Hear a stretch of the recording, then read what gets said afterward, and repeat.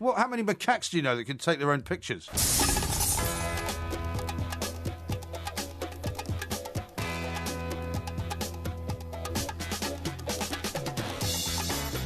Good morning, I'm Mike Graham, he's Mike Parry, you're listening to Two Mikes on the FA Cup warm-up, and it is another massive day of action. Porky couldn't be more excited about his local team, his Premier League favourites all the way, but there's bound to be a few upsets before this particular day is over. Also coming up on the show, we'll have a 1-minute moan, and we'll be celebrating John Travolta's birthday as well. You're listening to the Two Mikes with me, Mike Graham, and Mike Parry on Talk Sport.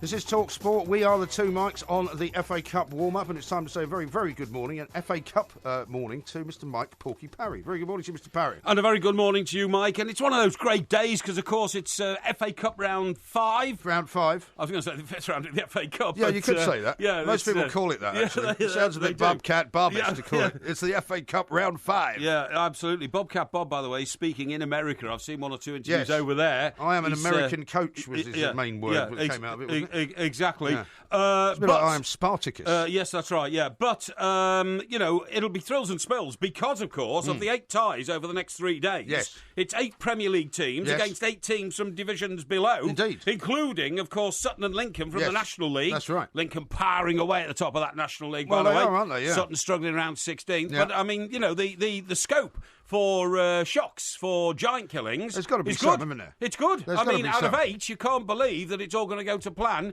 in every one. So I say, hang on to your hats. Yes, I would think so. I would imagine there's been no other FA Cup in history that's actually had 8 teams from the top division. I would agree.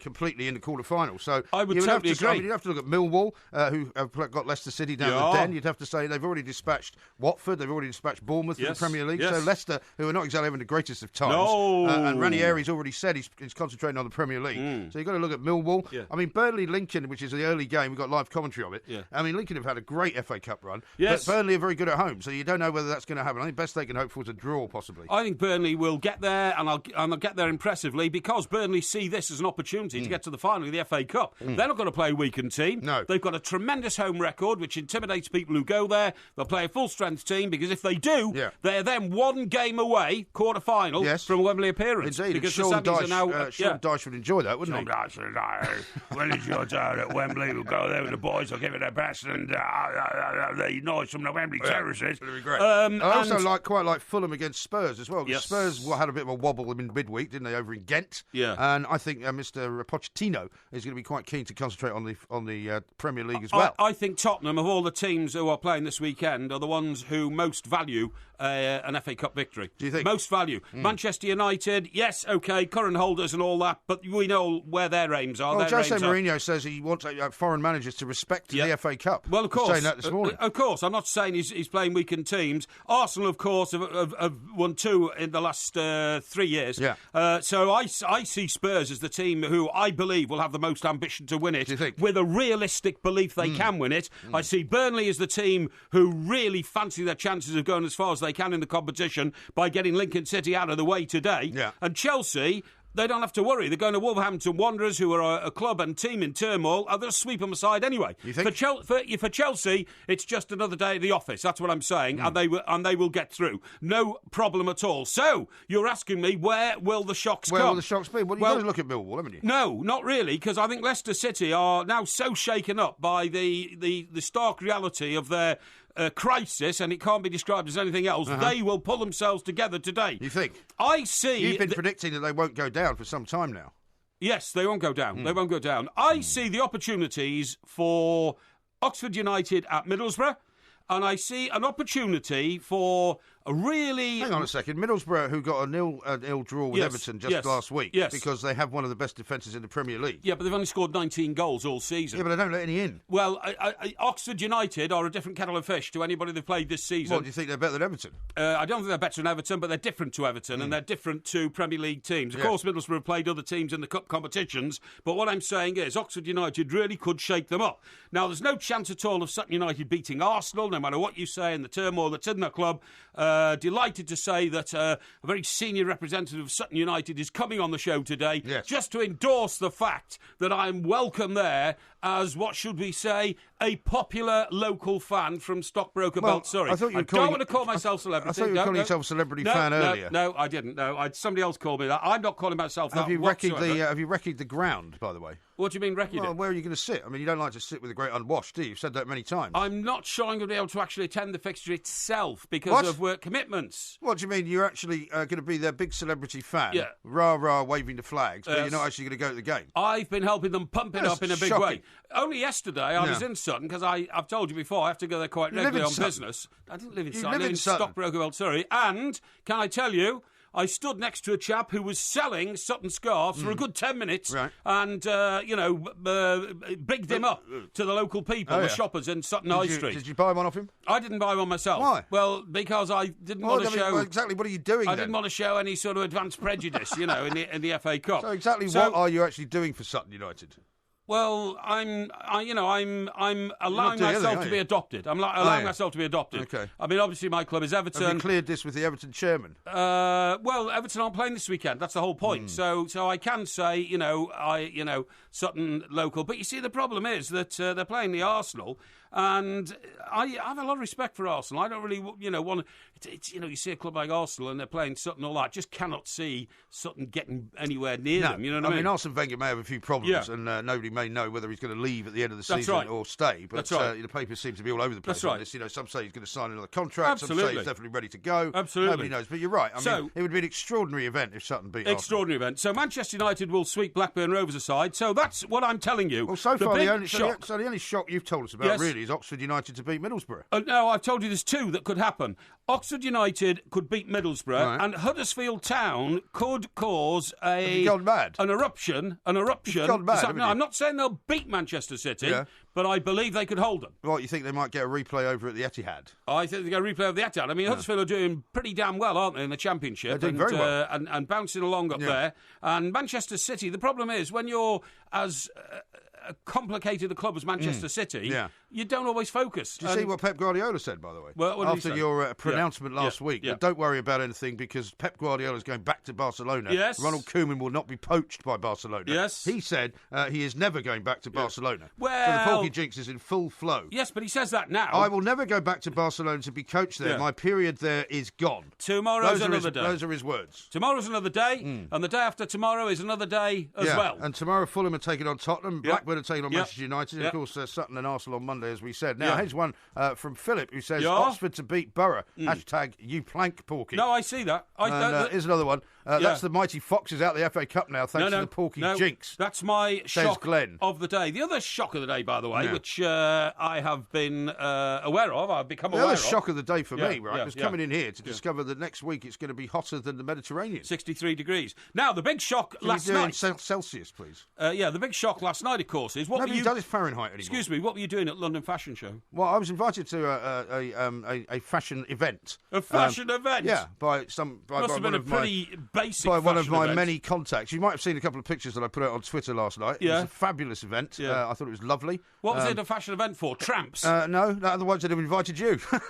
Was it a fashion event for overweight imbibers? No, it wasn't. Because that still seemed to be all you were doing in the pictures you put out. You had a glass in your hand. There was a Scottish theme. Scottish theme. So there was... Oh, I just come down from the Isle of Skye. Why are you I'm singing? a wee young lad and I'm Why are you awful singing? shy. And in fact, it was and Kashmir. all the girls as they go by sing, Donald, where's your trousers? It was Kashmir. Kashmir, It was a Kashmir show because, as you know, a lot of Kashmir is made in Scotland. It's made in the borders around Hawick, actually. Kashmir, you have a problem with cash sometimes, don't you? I don't have a problem with cash, no. You seem to spend a lot of it on, alcoholic imbibement. Yeah, Cashcarino. No, I have no problem with cash. I very rarely use it, though, because it's not a good idea. I mean, you're the guy... you use mine a lot. No, I don't. Use mine a lot. No, well, you walk around... When we're in pubs and wine bars. You famously walk around with £500 in your pocket at all times. You seem to use a lot of mine. Anyone who's coming down at Canary Wharf later will also be able to access that cash if they so wish. There's lots to tell you about that. It was a brilliant night, actually, I have to tell you. Very, very enjoyable. Tell us more about it later. I'll tell you some more about it later. We're absolutely fascinated. You know what I mean? But obviously you're very jealous that you weren't invited. But there we are. Fatso MG. Anybody with shoes from Mothercare is not allowed into London Fashion Week. It's as simple as that.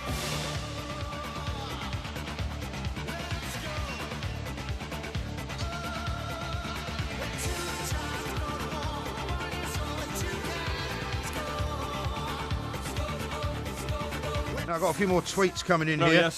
So Stephen says, I've just put £100 double on Man City and Middlesbrough. Porky even gives pretend celebrity fans a bad name. What? Says Captain A. What does Captain that A. mean? What does that mean? And then Mike Porky Parry must be the worst celebrity fan going. Sutton deserved better, says Pete. Well, you seem to have failed to point out anything that you've actually done to help Sutton. Well, my presence there will empower them. Really? That's what I was looking for. Tony says, I don't agree with you, Porky. Man United will want to win the FA Cup as much as any team. Yeah, I'm sure they will, but it's not a priority. It's not a huge priority. The priority, I think, Spurs, I don't think now can win the... Well, they could. Spurs could win the Premier League, but Chelsea would have to crash. Yeah, they would. And we don't expect a Chelsea crash, and, okay? and Spurs would also have to win every single game. Yes, they would. So I think honestly that I think Spurs are really targeting the FA Cup as a great potential this season. That's all I'm saying. And certainly Jose Mourinho has said that he wants to win every competition he's in. Yeah, he has. Yeah, he wants to win the Europa League. He wants to win the FA Cup. I totally agree. He's not going to win the Premier League, obviously. I totally agree. Listen, we need to know a bit more about this fashion show. Yeah, well, Harry says this. What were you there for Porky anyway? would have been jealous if it was a Pierre Cardin fashion show. Yeah, it might have been, which, of course, is true. Do you get any free stuff, by the way? Well, I was invited because the woman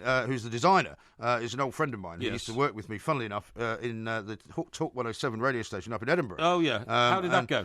It went reasonably well. Until they fired me. Yeah. And then about a year after they fired me, it went so badly down the tubes, they had to shut it. It collapsed, yeah. I think they fired you. Firing me was a massive mistake. No. If they hadn't fired you, it would have collapsed a week later. No, it wouldn't. Right. No, they managed to keep it going without me, but it just went down the tube. It hung on for a year because they got rid of you, but they didn't get rid of you soon enough. Well, that would be your view, but that wouldn't be anybody else's view. And so she has, in the meantime, which we're talking about sort of 10 years since then, has in the meantime moved into a bit of fashion journalism. She became a fashion editor up there at the Scotsman. Right. Did some quite good work there. Then decided to get into the design business herself. Okay.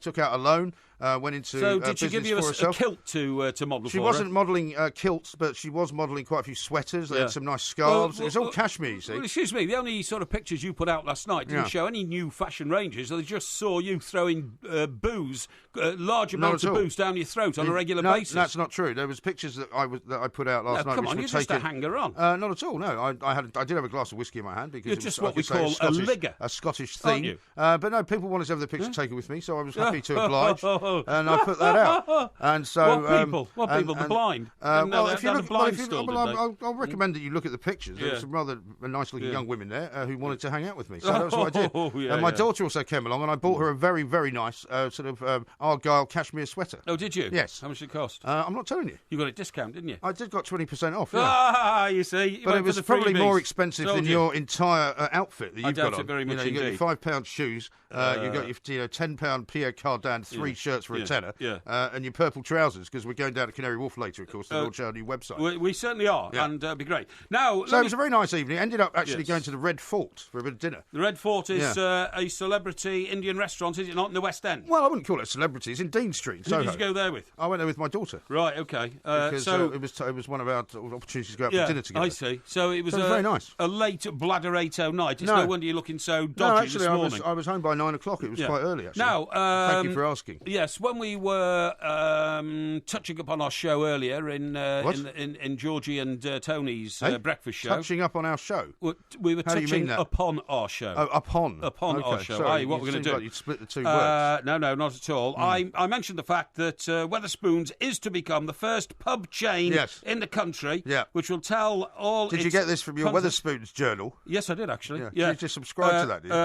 Well, no, but I subscribe to many journals throughout the country. This one just happens to be a drinking one. It's pointed out to me how many calories its drinks have. Now, this, of course, is a major step forward.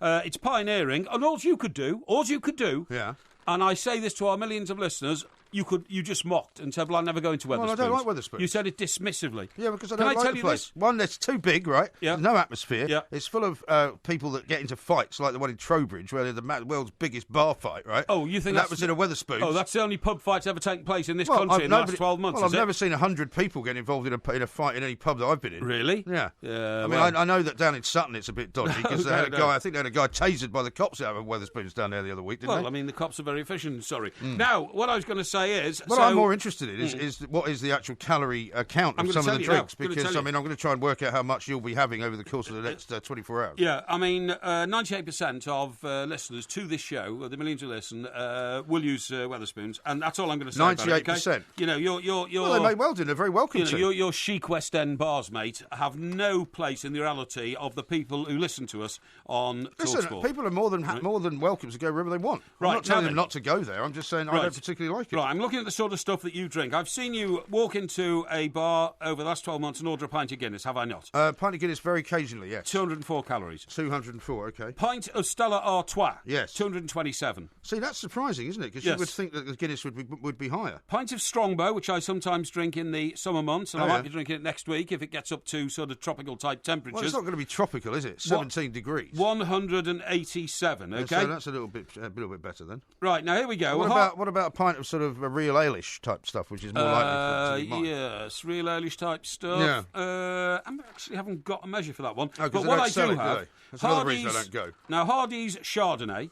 Right, Hardy's Chardonnay, which I might be partial to. Yeah. A 250 millilitre glass. That's a small one, isn't it? No, that's a large one. You get 3 of those in a bottle. So it's a third of a bottle. Third of a bottle. In one glass. Yeah, one glass. You seem to be quite an expert on this. Well, hang on. The measures. Hang on, this is quite worrying. Yeah, go on. That's 178, OK? Now, if you work it out... So if you multiply that by 3... I was about to say, multiply that by 3, and that's over 500. Yeah. Right. Now, if you work it out that you and I... in a quick half hour after a show, could easily demolish a couple of bottles of that. Right? Yeah, I guess that means we'd be drinking 1,000 calories. Well, in about like 3/4 well, I told of an you. hour. I mean, one of the I think the only time ever I was asked to go on a diet once by my my then wife, who's now my ex-wife. Yes. And when we were in New York, and we were going to Costello's every day. Yeah. And I was on a regimen where I was only allowed 1,500 calories a day. What? How ridiculous. But I soon worked out that was only about 4 or 5 vodka and grapefruit juices. That's right, yeah. So I had to completely abandon the diet because apart from everything else, all I could do was drink and not eat anything. I thought you were going to say you had to abandon food because you could only have a drink. Well, I mean, I tried that at the beginning, but that wasn't obviously the best way to go. Yeah, but you see, I think this is all rubbish. I tell you what, the only reason I drink white wine, by the way, is years ago I started putting on a bit of weight. And I'm sure... What do you mean years ago? Well, you know... You're still doing it. No. And this doctor says, well, you've got to cut down on drink. So I didn't do any research, but in my head I thought, well...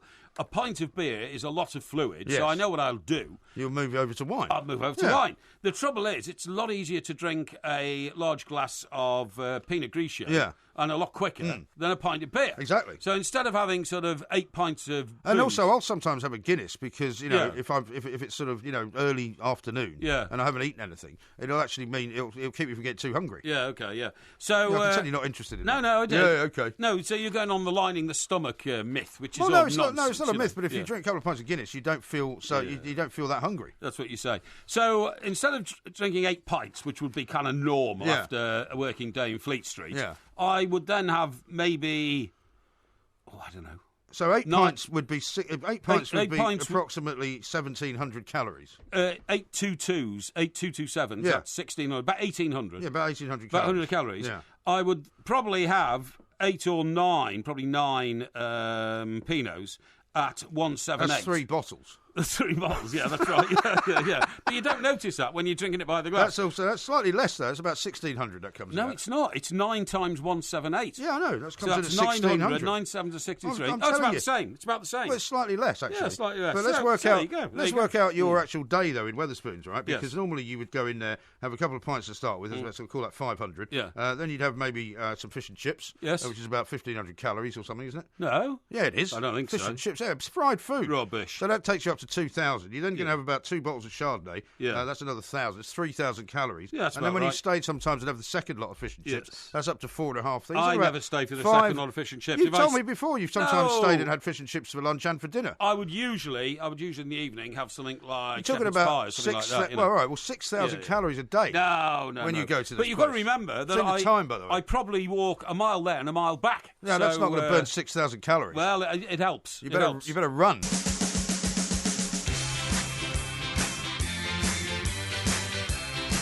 Robert Oates is the treasurer, I should say, of Sutton United. Yep. They've got a big game coming up on Monday, of course. They've already certainly had a have. fantastic FA Cup run. Yep. Let's talk to Robert, because he's probably delighted that you're now going to join the bandwagon of celebrity Sutton fans. Robert, a very good morning to you. Welcome to the show.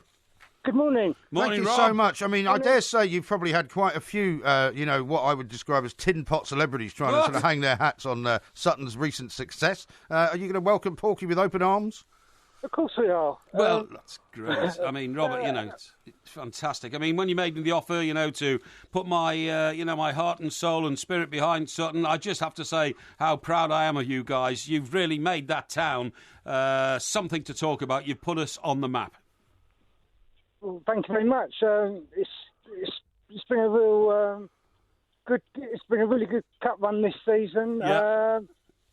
The whole Sutton team and the surrounding areas are fully behind us. Yes. All the local shops are decking their shop fronts out with Sutton. Indeed. Balloons. Indeed. And this must be worth quite a bit of money to the club as well, Robert. Yes. You don't have to tell us exactly how much, but what's it going to mean to the club to get this kind of money? This one means a lot to this club. It means we can actually repair the changing room roof. What's wrong with the changing room roof? Well, we've had leaks throughout the clubhouse. So, Oh dear. So from the changing rooms right way down to the bar, when it rains, it literally rain was coming through the roof. Is that right? Yeah. Rob, listen. That's great. The Arsenal fans, the Arsenal players are going to love all that, aren't they? Yeah, I'm trying to rearrange my schedule to get to the game on Monday night. Obviously, I'm a very busy man and all that kind of stuff. Will there be plenty of free booze on offer? Oh. I think you should tell him to bring his own, Robert. What? No. Sorry? What do you mean, no? No. No, that's what you do when celebrities visit your club. But you're not a celebrity Sutton supporter. What? You can't just turn up and expect to be treated like, some kind of great hospitality. Hey? Do you actually even have hospitality there, Robert? Yeah, we do have hospitality for the board members and the like, and also anybody that gets into the boardroom. But yeah, well, that's me, isn't it? I'd get in the boardroom, wouldn't I? No. What do you mean? Sorry, Robert. Hang on. I'm not. He's obviously been talking to Steve Parry at Crystal Palace. Hang on, Rob. I mean, I thought the whole idea was that I'd come through the VIP entrance, straight up to the boardroom, press the flesh with the powers that be, impress all your guys, with my deep knowledge and experience of these sort of events, and then you pour loads of booze down my throat. That's the normal procedure, isn't it? No, not normally. What? In non-league, it's not like that. What is it like? It's more. It's more of a community thing, isn't it? Yeah. Community. Yeah. What sort of community doesn't offer a free drink to a man who comes along, gives his time to the club? If you're actually in the boardroom, you do get hospitality, and we look after all our guests very well. I'm sure you do, Robert. Yeah, the problem is Porky's expecting to get a freebie here, and of course, what we should be doing is encouraging him to actually spend some of his own money and support the club. Well, we are actually sold out for sold out. Night. Yeah, well, we've been inundated with people. Well, I'm sure you have, but there must be a spare seat in the. Would you mind letting him speak? Spare seat in the director's box for me, surely. No, unfortunately, it's not. We are fully, we are full. If you haven't got a ticket already, unfortunately, you can't. Yeah. Trust me, Robert. Well, hang Trust on, me, Robert. You'd be better off without him, to be honest, because he's known as the Porky Jinx, and if he does come down there, it might not work out quite so well for Sutton as you would hope it would. Yeah, Robert, I'm misunderstanding you here. You're not seriously expecting me to buy a ticket, are you? There aren't any left. No, but if there were, you wouldn't seriously expect me to buy one, would you? Well, just say yes. Yes. What? Well, listen, I tell you what, there'll be some hangers-on and some stiffs in that director's box who don't deserve to be there. No, that's another way to talk about the directors. Can't you remove one of them for me? No. What? They are invited guests. They are invited guests. Yeah, I know, but you didn't know I was available, did you? Now that I am, you're going to have to shuffle the pack a bit, aren't you? It's not going to happen. It's as Mike says, it's not going to happen, I'm afraid. It's not going to happen. Exactly. I applaud your stance, Robert, because the people who deserve to be at this game are the people who've supported Sutton through thick and thin, not these kind of Johnny-come-lately types who decide, oh, look, great, there's a team not very far away from me that I should go and get some free drink from. Well, Robert, I have to tell you, I haven't been treated like this for a very long time. You know, there are boardrooms of some very big clubs around the world, around Europe, who welcome me in with open arms. I just don't get where you're coming from. Well, let's make an offer and to get in for our next match in the league. There you match? go. Yeah, go to the next league match. There you go. Well, that'd be against some non-league club somewhere, wouldn't it? Yes. Who is it? Who's your next match against, Robert? I can't think off the top of my head. No, of course you can't. Sake. But Robbie, you don't understand. I only go to big events. You know, that's what I am. I'm Stardust. You know what I mean? I go Stardust. to yeah. You know, and Arsenal are one of the biggest clubs in the country. I think that you're having a thinking problem by not accommodating me to be shocking. there. Shocking.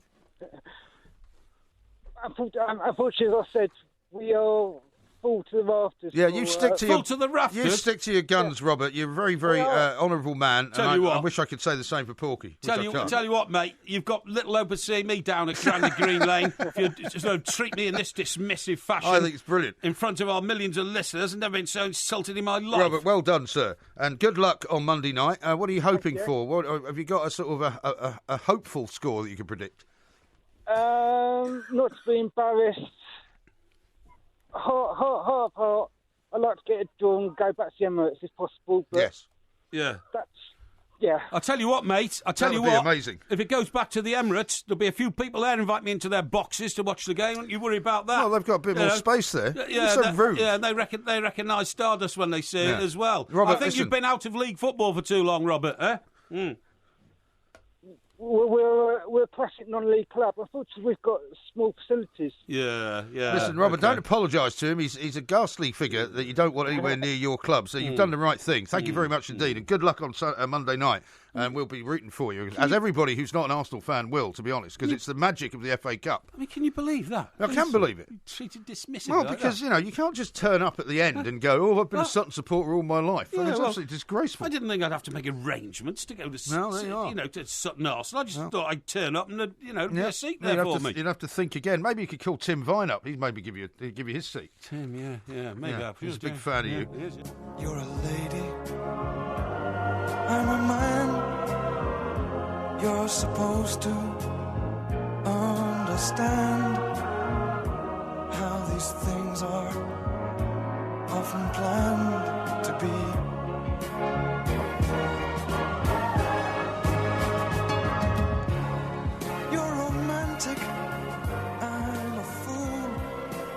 Now, do you know why I'm playing that, Mike? I've no idea. I'll tell you. It's because that was written, composed and sung by a guy called Peter Skellern. Yes. Have you heard of Peter Skellern? Well, I remember the song. Right. But I don't know that there's anybody under the age of about 40 that would remember the song. That's absolutely it was a big hit at the time. Well, it was his one and only hit, actually. No, that's his one and only hit. And the thing is, I remember seeing him on Top of the Pops when I was a kid, and he was sitting there in a dinner jacket, white dinner jacket, right? So what do you call that? What do you call a white dinner jacket? A white dinner jacket? No, you call it something else. You call it a white dinner jacket? Isn't it called something else? No. Like something like from Monte Carlo or something. No. If you're wearing a white tie, then you call it white tie, but that's the whole outfit. All right, a white dinner jacket is just a white dinner jacket. And he sat at this grand piano and he played that song, and everybody thought, wow, and somebody called it one of the greatest love songs ever. And Who was that then? I don't know. Somebody did. I don't remember anyone calling it that. And very sadly, I read yesterday that poor guy's died. So I thought, well, you've got to signal a great life like that. And I'll tell you what, actually, he did do more than you think, because he actually wrote, and he was born in Bury, apparently, he wrote the theme to the TV series Billy Liar. Can you remember what that was? Well, I'm not going to sing it for you. No, not particularly. Can you remember it? Because I can't. Not really, no. But, I mean, he also apparently wrote the lyrics. Did that star Tom somebody? Yeah, Tom somebody was in that, wasn't he? What, Tom Stoppard? No, not Tom Stoppard. He's a playwright. Tom Stoddard? No. Tom Stoddard's a photographer, actually. Yeah. Tom who? Tom. He was in The Loneliest of the Long Distance Runner. Oh, I know the guy you mean. Yeah.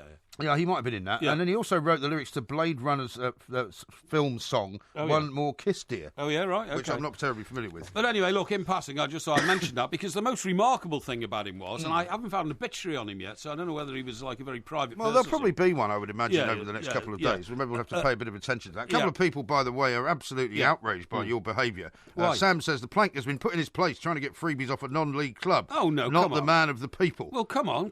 Time is money and all that. And if I'm asked to turn up to an event, I mean, you know, of course I do it on a charitable basis for free and all that kind of stuff. But I mean, a football club's hardly a charity, is it? Russell Cox says, he was just telling us, wasn't he, that he didn't have enough money to fix the dressing room roof. The hole in the dressing they're only room now roof, getting that because they managed the fifth round of the FA Cup, which tells you all about the impoverished state of non-league football and how this so-called trickle-down economics rule was going on about is not working in football because the Premier League clubs couldn't be richer and poor old Sutton can't even fix the roof. Russell says, I can hear Mike Parry's freeloading nature and football snobbery coming through loud and clear right now. Come on, people are getting the wrong idea. This is the football industry. Money's awash in boardrooms normally. Well, not there. I mean, for instance, Jude says, I have lived in Sutton. This is to you, by the way. I have lived in Sutton for 17 years, right? I'll be rooting for Sutton United on Monday. Of course I will. But I wouldn't dare try and poach tickets. I'm not a glory hunter. Well, I'm not a glory hunter, Jude. The thing is, I make the event better by associating myself with it at the request of Sutton United Football Club. Well, apparently not. Stephen says, Porky's man of the people. I think you scared him off, Porky, looking for a freebie. Absolutely terrible behaviour. And Richard says, give the Sutton bloke credit for his team's work in the FA Cup and not try and belittle him about freebie tickets and drinks. Oh, I wasn't trying to belittle him. I was just making the inquiry, you know, what do I get in return for the stardust I bring to the club? I see. And Paul here says, you are a right plonker, Porky. You'll try anything for a free drink. Should be ashamed of yourself. Yeah. And Oscar says, I think you ruined that guy's big radio moments. Well, you know, he had his I think this is the opportunity. best. This one sums it up best. I think Porky's interview with himself, says John, was excellent. Shame the guest on the phone kept interrupting. Hashtag dear. endless stream of drivel. Oh, dear, that Which a bit is very harsh. true. Now, talking of an endless stream of drivel, Yes. time for this. How long has this been going on?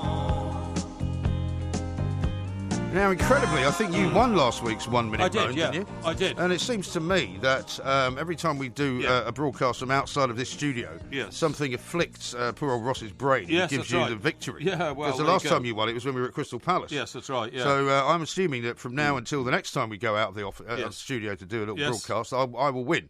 And I think the score is something like 4-2 now, is it? To me. No, not to you. You've only yes. won 2 Oh, in your yes. whole time. No, it's 6-2 actually. Sorry, I've just been corrected. 6-2 to me. 6-2 to me. No, it's not to you. It's to me. I'm not sure about that. Now I'm ready. The whole thing's rigged. You know, the Well, Porky it wasn't quiz rigged is last week. It wasn't rigged last week. When I'm overwhelmingly the better, and I'm usually, you know, just the better. The Porky but quiz is when not a I'm- competition when between I'm you and I. Overwhelmingly the better. The invigilator, such as he is, The Porky has quiz. to give it to me. No, the Porky quiz is not a competition between you and I. Okay, the quiz questions are set for you. You answer the questions, and you get them either right or wrong. It's not about me beating you. Oh, I it's don't always, set the questions. It's about you saying, "Oh, you know, you couldn't answer my questions." You know. Well, it's true. It needs reviewing. Anyway, what's Well, your actually, I've 1 minute got an moan? idea about that. Oh, yeah? Which I'm going to tell you about. Oh, yeah, well, before tell me next about it week. some other time, I've got okay? an idea. All right. Well, are you ready to go with your 1 minute moan? I'll let you go first. I will go first. Or would you like to start the clock? Okay, MG is about to start his 1 minute moan. I'll give him a countdown. 3, 2, 1, go.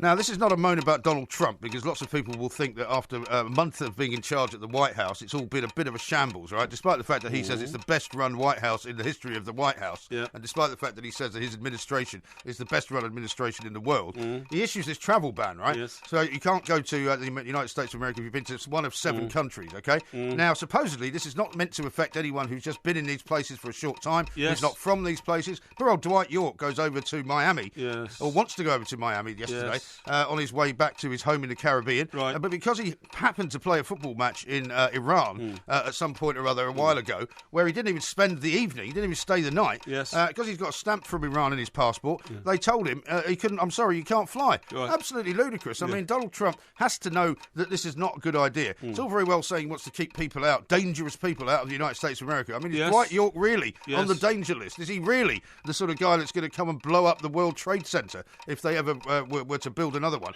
You know, it's absolutely ridiculous. That's my moan. That's your 1 minute moan. Okay, well, I have to say, millions of people have spotted that, but have millions of people spotted what my 1 minute moan's going to be? Well, yours will be about yourself, I imagine, No, as it's it normally not. is. No, it's not. Something that only affects you. No. Are you ready? Yep. Please start the clock. The housing market is in crisis and we've got to do something about it. It's just not on. Owners waiting up to 10 months to sell their house. And do you know why? Because of the stamp duty. It's now so high. It's ridiculously high. It's stopping people being able to buy properties and to even build properties to sell. It's outrageous. It's left many sellers trapped in homes they'd rather leave, creating a blockage in the market. The house market has gone down by 0.9% in a month. This is a tragedy which is unfolding in front of our very eyes. The whole housing market could collapse. You've got to slash the stamp duty. It used to be just 1%. It's now anything between 2.5% and 10% or 7.5% on an average property, which I might want to purchase. And this is not about me. I'm just using myself as a typical buyer. You could pay up to £7,500 in stamp duty if you really get ambitious and go up the top end. And that's not even up to £1 million. £50,000 in stamp duty. Who's got that sort of money? What a pathetic attempt to just What? self-aggrandise yourself once No. again. It's all about you. It's not. It's about the because whole you're not of Britain. making enough money. Look, you don't understand. If there's a blockage at the top, there's a blockage at the bottom, and those desperate people, those poor people who want to get onto the housing Those market, poor people. get their Well, I'll first, tell you what, if they get on the housing ladder, they're not poor. get their foot on the first rung of the ladder, are being stopped by what's going on at the top Have you because seen of that excessive story from the stamp north? duty Have you seen that charges. story from the northeast about the places you can buy for 10 grand? 10,000 baht. It's in a place I know, County Durham. Yeah. Timden. I think it's It's Timden Gallery. yes, that's right. Don't you want to retire up there? I'm going to retire to the north. Well, why don't you buy that place? Well, it's 10 grand. Well, what's wrong with that? Well, being a poxy old street. wouldn't What? it? Well, yeah, if it's 10 I'm a grand. man of the you know what I people. mean? No, well, you Man know, of the people. No. Well, I'm sorry to tell you, Porky, that I've Yeah. already been informed by the producer, Ross, yeah. that I've won. Oh, because you Yeah. picked out a news story. It's everybody's read already about the because famous I think, footballer. Well, because I think it's ridiculous. Honestly, I'm giving up. I'm giving up here. So you don't your- deserve my So your story, breadth of thought. your story about stamp duty is Yes. not in the papers. Is that what you're telling me? People have touched on it, but they haven't actually Yeah. got to the heart of the matter, which is Really? what I've got to. Yeah, really. I'm talking Well, about you the failed common again. man. It's a 7-2 to me. That is. I'm talking about the young couple who, for the last 3 years, have been saving their money, scraping and scrimping. Well, they could go and buy a place Not- in, was it Himden? Timden Gallery, Timden. Timden Colliery. Yeah, there you go. And who have been desperate to get onto the ladder, who suddenly now find themselves landed with this huge bill for stamp duty. They can't start their lives together. This is who I'm worrying about, not the people at the top end, the people at the bottom end, the common man, the workers, those people to whom property is everything, can't get it. I mean, you know, I don't know why. Yeah, but once I don't again- know why you can't. I don't know why you because- can't recognise with the working man like I can. Well, yeah, but see, it's all about you, though, and you managed to turn everything No. into stories about yourself. No. Richard says this, I can feel that bloke cringing as he was put on the spot. Yeah. I'll give him credit for his good work, if you won't. Yeah. Andy says, laughing out loud at Porky's reaction to being invited to the next non-league game at Sutton, Yeah, well- which you should take them up on, by the way, even though he didn't know who they were playing. No, exactly, yeah. Pete says, rather than Ed Balls, is Porky's 1 minute moan now likely to be about Sutton United? Well, no, it wasn't, although you wouldn't have been surprised if it was. Dean says, Porky's fake indignation, always after freebies at Sutton. Porky, the man with deep pockets and short arms. No, I think that's very unkind. It's a question of status level when you go to these sort of things. You know what I mean? That's all it is. Jane honestly. says, Porky said he'd never been so insulted. I find that hard to believe. yeah, well, that's very nice, isn't it? eh? Very good. Very and nice. also, James says, only Porky can turn a fantastic story like Sutton into a story about himself getting a freebie. What? Absolute disgrace. Well, listen, you've got to look at these things from all angles, and everybody's been talking about the the old giant killing act and all that. By the way, I've seen a number of documentaries now on the reserve goalkeeper, roly-poly guy. He's known as roly-poly. Roly-poly, 20 the 20 Sutton stone, goalkeeper. reserve goalkeeper. But he's also something like the caretaker to the ground or something. Well, that's what's great about non-league And- football clubs, isn't it? I saw this piece, and I've seen a bit of it on telly. He actually sleeps on the couch Right. in the sort of main office 3 nights a week because he Well, there's lives. plenty of people who do that here. Yeah, they sleep under the desk here, really, don't they? Well, there used to be Because- some strange people turning up on the couch in the middle of the night when I used to work overnights all night. It's true. And the thing is, he used to have an ice cream round, but he loved Sutton so much, he gave up the ice cream van and works at Sutton full time. Well, good luck to him. For some unknown reason, What a shining example Yeah. of self-sacrifice. yeah, the floodlights are on all the time at Gander Green Lane, which is their ground, because they have a great community programme, because they've got an all-weather pitch. People Oh, yeah. are using it all the time. time. Oh, so they let the kids play Yeah, on they it, do, so yeah, and then tremendous. local youth clubs and all that kind of stuff. So it means somebody's got to be there to switch off the lights and lock up at 10 o'clock every night. Right. So this guy, 3 nights a week, because he lives on the coast, which is, a good hour drive and a bit. Coast. Which coast? Well, towards Brighton, you see. Does he? You're south from Sutton, you hit Brighton. Yeah. Oh, right, so he And- can't make it all the way home there every Well, night. well, he could, but it's a long way. It's an hour there and an hour back the following day. So he sleeps on the couch 3 nights a week, Yeah. and now works full time for Sutton. Well, but I he's think that's also a terrific story. He's also the reserve goalkeeper, although he hasn't played a minute yet in the FA Cup campaign Well, so I mean, far. is he going to play Monday night then? No, not unless the regular goalkeeper's injured, I suppose. But yes, it's a community club, and we're all Seen the very time. proud of it. Yeah, Proud we of are all very proud of Yes, it. I yes. think you've shown your true colours in the last few moments, I don't think and I'm so. sure people will agree with Now, you. I took a young lady to see it, Did right? you? And she kind of started squirming in her seat at this scene where Well, John there's- Travolta there's wakes not much up. I can say about that, really. Exactly, that's right, yeah. John Travolta wakes up on his bed, after a night out at the disco, Yes. and all he's got on are a sort of a pair of sort of black briefs on, you know what I Very mean? tight, sort of Speedo style. Yeah, they weren't even Speedo. I mean, they were bikini type, Yes, right. And she started sort of like moving uncomfortably as though, this was some great attraction or something like that, Made me feel completely inadequate, to be honest. And Well, I mean, you must feel that a lot, to be fair, whenever you go anywhere. I mean, you don't have to be watching John Travolta. no, not at all. But when you think about it, I mean, what did you think of Saturday Night Fever when you saw it? When I first watched it, actually, I didn't watch it when it first came out because it wasn't my kind of thing. Yeah. I mean, I wasn't into disco at all. I was more into the sort of the punk and the Oh, new yeah, wave punk, movement. yeah, and new a bit wave, of, man, yeah. and a bit of sort of heavy metal, really. Heavy so metal, to me, yeah, it was yeah. all a bit of a, Let's go do a bit of headbanging, Yeah, well, I mean, yeah. I used to go to see live bands. You know, I live didn't bands, spend my life sort of hanging around in discos. So But I when mean, you I first did saw watch it, it, yeah. but I watched it later. Yeah. And I thought it was quite a good film, actually. Oh, it was brilliant because I love John Travolta. I think synchronised dancing, like you saw there, on those amazing dance floors where the lights change underneath it all the time and the spinning balls, those spinning balls. Oh, the which mirror balls, The yeah. mirror balls and Yeah. all that kind of stuff. Quite amazing. But Yeah. I couldn't watch it these days. I tried to watch it about a few years ago and it was completely flat, because it's a different era. But Nevertheless, do you know something that you will surprise you about Yeah, John go on. Travolta, right? Yeah. Because rather than just banging on about his film career, do you Yeah. know how many songs that he's actually sung? No. And how many singles that he has put out? No. 2008, I Thought I Lost You with Miley Cyrus. Right. 1997, Two Sleepy People with Carly Simon. No. 1983, Take a Chance with Olivia Newton-John. 1980, Never Didn't know Gonna that. Fall in Love Again. A lot of the stuff from Greece, of course, Grease Lightning, well, Summer Nights. I mean, he's thought- put out about, I would say, approximately 30 singles. I thought the only time he sung under duress for that film he made with Olivia Newton-John. Yeah. What was it called? Grease. Well, there was all sorts of songs from And he Greece, had he had to be taught how to sing because he wasn't a singer, and he just did that film and then gave it up. You're the One That I Want, You're the one that I want. Summer one Nights, I want now. Grease Lightning. Ooh, ooh, Yeah, you ooh. don't have to sing. Anyway, so I just think it's unusual that we didn't know that he was quite so prolific a singer. Well, I totally agree. He lost 3 stone in training to make Saturday Night Fever. Maybe you should try that. He only just got the part. Apparently, I remember reading all the blurb for the films. He only Yeah. just got it, and because he couldn't dance when it started. Right. But of course, he became a legendary, iconic figure after that. So He good certainly luck did. to him. He certainly He's did. Well, also wish him a happy birthday, shall Happy we? birthday, John Travolta. He's also a fully qualified airline pilot. He is. He's got his own plane, hasn't he? He's got his own plane. He's got also a his own runway. Scientologist as well. Yeah, he is a Scientologist. He's also got his own runway in his back garden. Literally, he could take his plane can take off in his back garden. ridiculous. No, he has. I'm Rubbish. telling you, down in Miami, he's got his own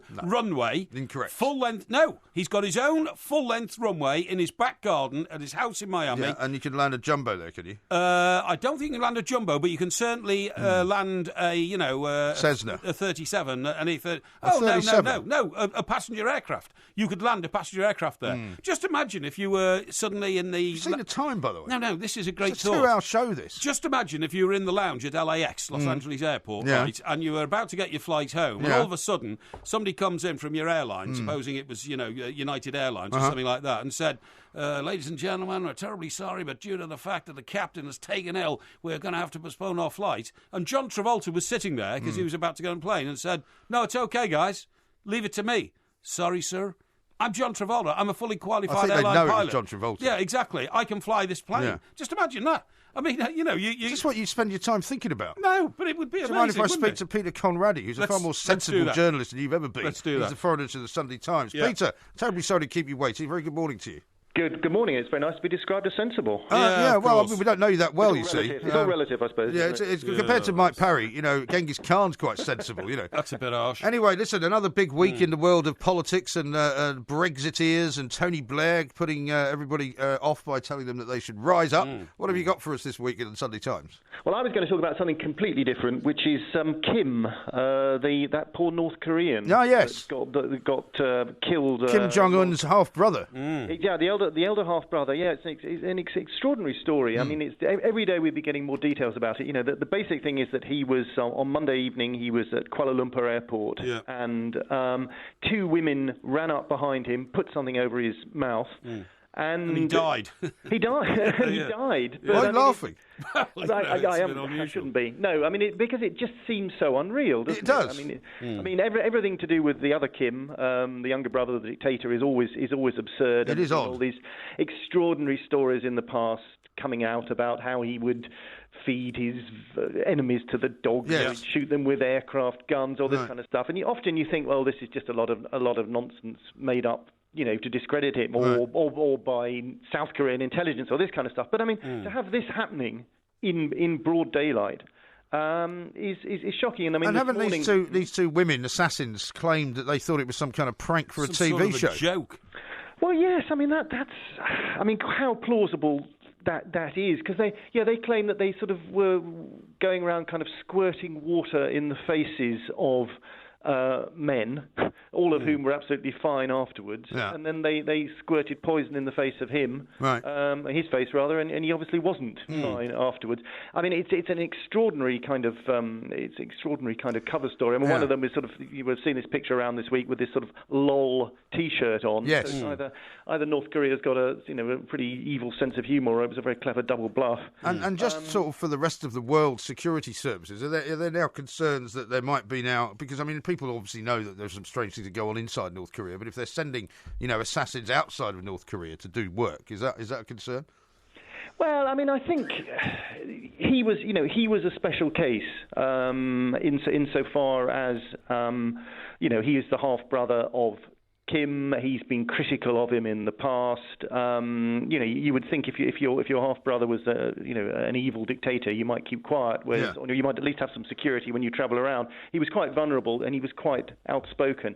But I mean, we've had all these cases with Russia, obviously. Remember the sort of famous case with Litvinenko, the poor guy who was poisoned with polonium over in London, and various other Russians who've died in suspicious circumstances. And I think it just sort of reminds us that this isn't just the stuff of kind of James Bond films or whatever. It really happens. There are regimes out there that do get rid of their people or people that annoy them in quite spectacular, unpleasant ways. Absolutely. Wasn't the leader of one of the former Russian satellites slowly poisoned to death? He went grey, didn't he? And then was it Georgia or no? That was the Ukrainian. The guy who wanted to become president of Ukraine, and he did recover, but he had a horrible time where his face was completely disfigured. Oh, it's terrible, wasn't it? Shocking, It was awful.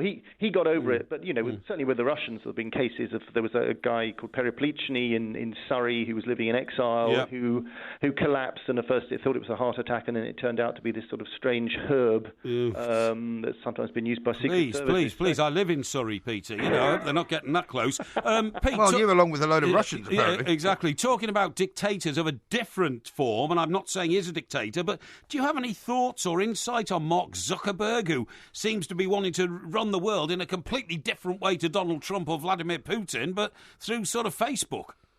Well, it's extraordinary because I saw, as you did probably, the interview the BBC, well, it's like a strange interview the BBC did with him this week, where he just sort of read out some some answers to questions to them. But I mean, we had a piece, in fact, last Sunday in the business pages of the paper. Yes, that's right. I saw that. Looking at his ambitions. I mean, and there is a possibility that he is seriously thinking about a run for the presidency next time round, because he would just be old enough. I think it's the 35 you've got to be in order to stand. Right. He's kind of restructured Facebook in such a way that he can sort of still keep kind of some control of it while pursuing a political career. And he's been, adopting this extraordinarily high-profile presence now. He's been out on a kind of a road trip across all the states of America. It'd be quite extraordinary. Well, it could be the death of sort of serious politics, exactly, if you like, that's what I'm saying, yeah. once Trump, now that Trump's won, people might say, well, why on earth should we elect another politician? Just keep electing a few celebrities every 4 years. A few successful businessmen,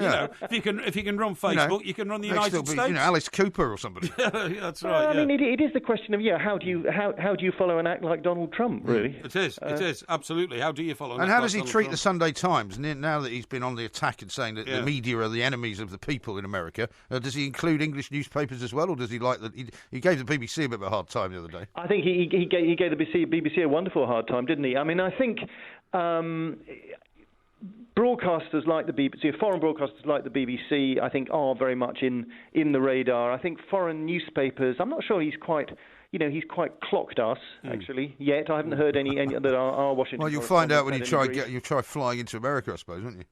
That's true. I'll tell our correspondent he can't go away on holiday in case I don't let him back in. Exactly. But no, I think that Trump's real obsession is TV. I mean, he seems to spend an awful lot of time just sitting watching the cable news reports. I mean, for someone who distrusts the media and thinks they're all wicked and evil and out to get him and lying, he seems to spend an awful lot of time watching them. I think you should spend more time watching The West Wing and figure out how to run the White House. Exactly. Good idea. Well, let's hope he doesn't team up with Kim, I suppose. That's yes, right. Well, let's hope so. People are strange when you're a stranger. Faces look ugly when you're alone. Women seem wicked when you're unwanted. Streets are uneven when you're down, when you're strange. This is TalkSport. We are the two mics on the warm-up. Yeah. Quite a lot of people sending tweets in about the fact that you're right for once. Yes. About John Travolta's house. Exactly. And it's bizarre looking arrangement where he's got this big sort of round looking spaceship type house. Well, it's 707. Yes. Sort of parked at the bottom of the drive. So it's not really like a normal house, is it? Yeah, but hang on. It's not really a garden. He basically lives at an airport. That's right. It's meant to look like an airport terminal, a swimming pool in the middle, but you've actually not described it fully. There is a 737 there, or even a bigger 707, I think, isn't it? Well, it's got 4 engines. It's got 2 on either wing, so that's a very big aeroplane. That's on one side of his house. But on the other side, if you look, there's another jet. It looks like a smaller private jet. But it looks like he lives at an airport. Do you know what I mean? Yeah, it does, It doesn't look like a house with a garden. Well, he is an obsessive sort of fan of flight. And how many, little boys who've grown up in the Western world, America, I'd like to be an airline pilot, actually made life so successful for themselves, they're able to build their own airline terminal and provide their own aeroplanes. He lives in an airline terminal. He does, yeah. Well, it's not where I'd want to live if I was John Travolta. Well, But there we are. Yep. This is TalkSport. We are the two mics. A massive weekend of FA Cup action, of course. Listen, I want to talk to you about the Mayor of Liverpool. Talk to me about the Mayor of Liverpool. Go on then. What's up with the Mayor of Liverpool? He's an Everton fan, isn't he? He's an Everton fan, Joe Anderson. And he's heavily involved in talks with the club about prospect getting a new ground. But what I want to pay tribute to him for is that he's going to offer a year's free council tax to anybody who shops another citizen who allows its dog to mess the pavement or somewhere in the park. Is this going to encourage sort of vigilante type behaviour? And not clear up properly after themselves, OK? Yes. Well, that is a disgusting and dreadful thing to do. It's a disgusting and dreadful There's thing, nothing worse. To allow your dog to run ragged and pollute the rest of the neighbourhood that you live in. So I really do take my hat off and say to Mr. Anderson, well done. And the idea is that if you take a picture of somebody and it's clear evidence that their dog has fouled somewhere, anywhere, pavement or parkland Presumably or you grass. have to be able to identify the person, though, Yes, well, you'd have to take a number of photographs and you'd have to identify the person. Isn't that going to cause difficulties, though? Well, it may cause difficulties, but the point is, just by invoking the procedure, hopefully people will be more wary of trying to get away with this filthy, disgusting practice. I mean, I can't imagine anyone who thinks that it's an acceptable thing to do in the first place. Anyway, nobody in the right mind. It's just sheer idleness. But that's the point. The trouble is the people who tend to allow it to happen are generally not very nice people. No, they're not. So if they were to see somebody taking a picture of them, they may react badly. They may react badly. Which is not what we want. I had to face up to a guy once who literally had a snarling, fighting pit bull dog on a chain after this very thing had happened. And I You challenged him, did you? I did, and he threatened to set his dog on me, and he was very... Well, that's what I mean. I mean, that could be tricky. And he was very abusive, but it was at the end of my street, and I said, you're a piece of filth yourself, and I'll go, he's going to go for me. Sounds like a very nice neighbourhood you live in. Well, I don't know where this guy came from. It's funny you should say that, because he was completely out of character, and that's why I suspected that he may have been responsible for what I'd just witnessed, so I asked him. I didn't so you didn't know if it was his dog? No.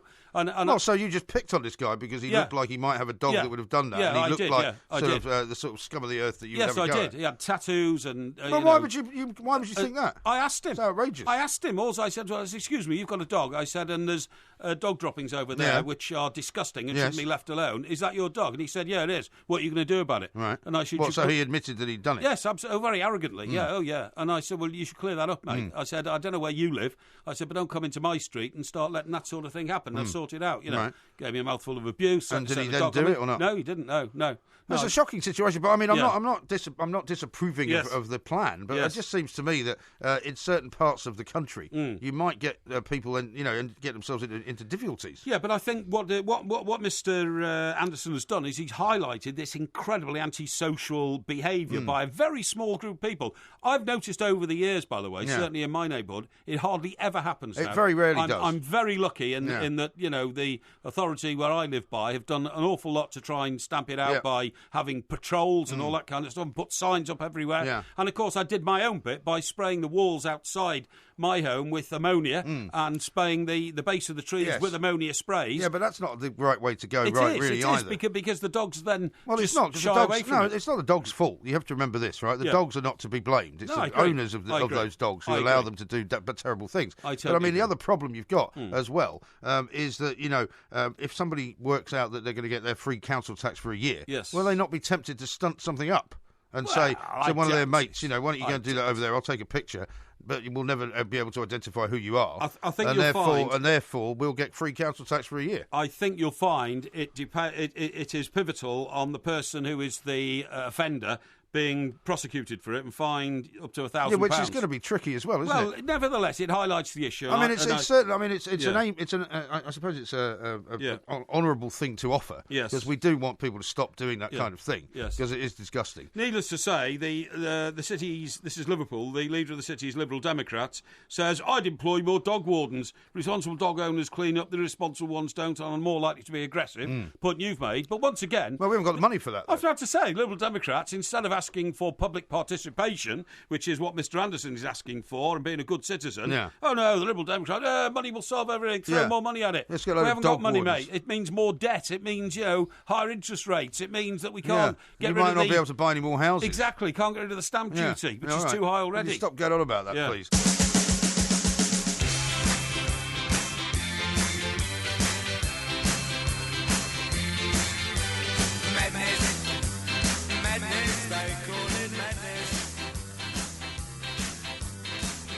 This is Talk Sport. We are the two mics on the warm-up. Of course, coming up a little bit later on this afternoon, we will be live streaming the new website that we're about to launch from Canary Wharf, Sports Bar and Grill, which will be very interesting. Yeah. Robbie says, "Come on, Millwall. Great choice, MG." And the two mics FC sent us a great picture. A bit of pre-ski, après-ski bladderation, tally-ho. He's obviously on holiday in somewhere where there's quite a lot of snow. Excellent, well done. Which looks very nice indeed. Well done, that man. And this one from Florida, from Richard. He says, Travolta lives in a flying community here in Florida. Yeah. Quite a few of such communities around here. So presumably that means your next door neighbour with other people. Your next door neighbour also has a plane. That would be weird, wouldn't it? Well, I mean, it would be like living in an airport. Yeah, I suppose it is. I mean, what about the noise? Yeah, but I mean, if, like some guys who are into trains and all that, they go and literally buy a length of railway line, they buy a locomotive and they stick it in their back garden and they go and have their breakfast in it and all that kind of stuff, Yeah, I know. So it's horses for courses. I just have this. I know this is probably not the way it happens, but I just have this image of John Travolta sort of saying to Mrs. Travolta, Kelly Preston, I'm just out to get the papers, darling. He fires up the jet and flies off down to sort of Miami to get the papers. Well, he lives in Miami. So he'd probably fly to Nova Scotia. Well, no, he wouldn't fly that far, but I mean, fly sort of down to Miami International Airport, land, pick up the papers and fly back. Maybe. Seems a bit mad. I want to pay tribute to one of the legends of football, that's Sir Bobby Robson. Yes. He would have been 84 today. Yes. A footballing giant. I remember what Sir Alex Ferguson said about him when, sadly, Sir Bobby passed away. And Sir Alex, I remember, said, not another man stood an inch higher than Bobby Robson in the football world for me. What a fantastic tribute that was, wasn't it? Incredible. terrible. Said it properly. Now, listen, before we go, Yeah. there is a northern correspondent for the Daily Telegraph called James Ducker. Is there? He's Is he any relation to Gordon Ducker? He's not any relation to Gordon Ducker, the late Gordon Ducker, Charlie we have to Uncle. say, who was our old colleague at Indeed. TalkSport. Yeah. No, the Daily Express. Although, funny enough, our late colleague Gordon Ducker has a son called James Ducker. Does he? But it's not this James Ducker. No. Okay. This James Ducker is the northern correspondent of the Daily Telegraph. He says this morning in a story labelled exclusive, and as an old newspaper man, I can, something makes me tingle about this. He says Rooney move to China could still go ahead.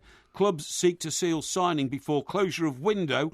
United forward ready to play at Blackburn in the Cup, but may be on the move to the Chinese Super League. The window ends at the end of this month, so we're talking about 2 weeks. What, you talking about their transfer window? Their transfer window. Why do they even have a transfer window in China? Why wouldn't they just keep it open all year? I don't know, but what I'm saying is, the Daily Telegraph is a broadsheet paper. Normally reliable source. Well, all newspapers are reliable, but some present stories in more flamboyant ways than Well, others. I mean, what I mean by that Yeah. is that the Telegraph is less likely, I would totally say, agree. to be spun by an agent. Do you know what I mean? Yes, I totally agree with you. Or fly a kite or something like that. Yeah. So when you find this on page 5, and it's just laid out in clear, concise text that Wayne Rooney might still be off to China before the end of February, and that if he does, what is on offer is £32 million a year. Which is an extraordinary amount of money. Extraordinary I amounts think of money. more than £500,000 that we thought he might get. Yeah. Because it's actually more than that, isn't it? Yeah. Well, do you think he's going to go for it? Well, as I say, it sends a tingle down your spine because you think it's so understated, you see what I mean? But it's got an exclusive tag on it. It's written by a man who has great contacts at Old Trafford. And you think to yourself, I wonder if this is going to actually happen, you know what I mean? Well, I suppose from Wayne Rooney's perspective, Yeah. he's probably looking down the wrong end of the Manchester United first team sheet now, isn't he? He's not going to be starting very many games next season everybody for says Jose that. Mourinho. And yet, Yeah. Jose Mourinho still seems to think he wants him to have some role there. I guess the big question will be whether he's willing, as you've said Yes. before, to move his whole family out there, because his children are still quite young. He's got 3 lads, hasn't he? One of them's Yeah. still a baby, I think. But Paul Scholes recently, who of course played for many, many seasons with him, he has actually on the record in saying, he says, if he carries on the way it's going with Wayne at Old Trafford, then I can see the possibility of him moving. Maybe it'll be reassessed at the end of the season. Yeah. If he's in and out of the team, I don't see him as a player who will accept that. He'll want to be at a team where he's playing every week.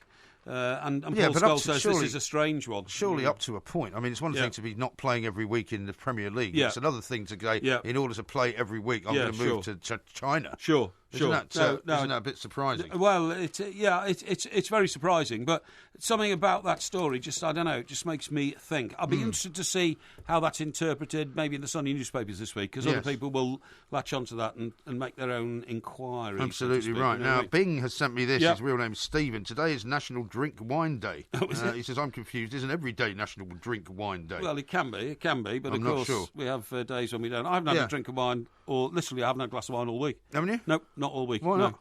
I just haven't been out anywhere and I haven't done anything. Unlike yourself, last night I was preparing for today's show, Yeah. not flouncing around at London I was Fashion. at the London Fashion Week, and I went for dinner. How's that? Well, I know that may strike you as a bit odd. Taking free but, drink it's and all called- that kind it's of called stuff, you know. socialising with contacts Yeah. and seeing my daughter. No, socialising with contacts. Yeah. Yeah. What sort of contacts? People that fashion contacts. Let's Yeah. face it, you need the fashion police, not fashion contacts, mate. Yeah, well, coming from you, that is an extraordinary, ridiculous statement. Oh, People yes. will want to see how you're dressed. They'll be able to see it when we live stream your ludicrous outfit with your funny little shoes and your weird trousers and your blue and white striped shirt. I haven't got funny little shoes, I haven't got weird trousers, and my blue and white striped shirt is part of my wardrobe. Indeed. Gaz No says problem. this, John Travolta's house looks like the Tracy Island thing that Blue Peter made years Yeah. ago, which it does. Yeah, it does actually. It yeah. looks very like Tracy Yeah. Island. I'm not sure if Robbie, who's sent me this this tweet, is taking the mickey or is serious. He says he's talking about the guy confronted with his dog, his snarling dog. Oh, yeah. He says, well done, Porky, picking on a man because he had tattoos, you bullying plank. Yeah, but hang on, Robbie, I ascertained that he was the owner of the dog that had fouled the pavement, and I think it was quite brave of me to take him on. Imagine if It might not have been him, though. He admitted to it, he Well, boasted he about did, but it could Yeah. have. I mean, it could have been somebody else. Well, all but- I did was ask him. I didn't accuse him. I didn't say, listen, mush, that's your problem, you sort it. I said, excuse me, I said, is your dog responsible for that up there? That's 25 yards up. He's fouled the pavement. He said, yeah, what are you going to do about it? Yeah. So at that stage, I sort You're of lucky you reassessed my... escaped with your life, to be Yeah, honest. you're absolutely right. You know, I think it would be terrible. I don't want you getting into any trouble later on. Yes. Down at Canary Wharf. It's a very nice part of the world. Yes. On DAB Digital Radio and 1089 and 1053 AM. The warm-up with the two mics on Talk Sport. It's the Warrington Wolves